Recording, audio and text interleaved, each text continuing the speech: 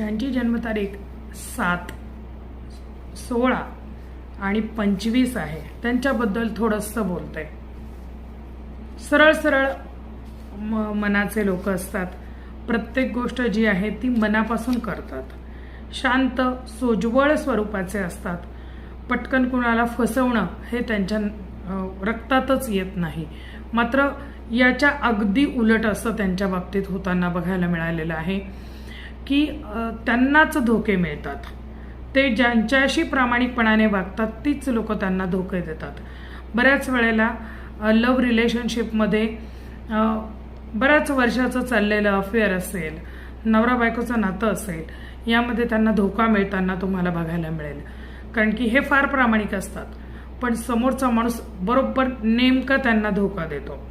खूप गोष्टी त्यांना सिक्रेसी फार आवडते. मनातलं पटकन कुणाजवळ बोलत नाहीत, पटकन ओपन होत नाहीत कोणाकडे. आपल्या एका वेगळ्या दुनियेमध्ये, वेगळ्या कोशामध्ये शांत, सुस्वभावी, मृदुभाषी असा त्यांचा स्वभाव असतो. शक्यतो पटकन रिॲक्ट नाही होत. काय आणि त्यांच्या बाबतीत असं सांगायचं तर आध्यात्मिक असतात. देवावरती त्यांचा भरपूर विश्वास असतो.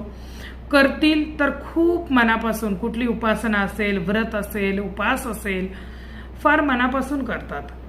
आणि अध्यात्माचा नंबर मानला जातो 7. केतू ग्रहाच्या अंमलाखाली येतो. केतूला तसंच आवडतं. शक्यतो एकांतवासामध्ये राहतील, मेडिटेशन छान करतील, कुठलंही काम तुम्ही त्यांना सांगा मन लावून करतील. आणि मात्र जर का त्यांना कोणी धोका दिला तर मात्र ते अगदी समोरच्यावरती परत कधीच विश्वास नाही ठेवत ते.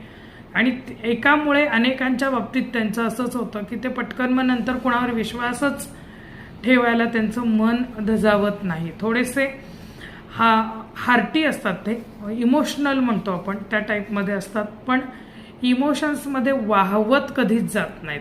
कंट्रोल त्यांच्याकडे भरपूर असतो. गुप्तता, काही मनातल्या गोष्टी सांगायच्या असतील तर ज्याची जन्मतारीख 7 आहे, 16 आहे, 25 आहे अशा व्यक्तीजवळ तुम्ही मनातलं बोलू शकता. आणि मात्र ते कधी कुणाला सांगणार नाही. दिला तर तुम्हाला चांगली साथ देतील, सल्ला देतील, अशा प्रकारचा त्यांचा स्वभाव असतो. तर तुमची सुद्धा जन्मतारीख 7 आहे का आणि तुम्हालाही असं कोणाकडनं धोका मिळाला आहे का? कमेंट बॉक्समध्ये मला जरूर कळवा. आणि डिटेलमध्ये जाणून घ्यायचं असेल तर अपॉइंटमेंट घेऊन बोलू शकता.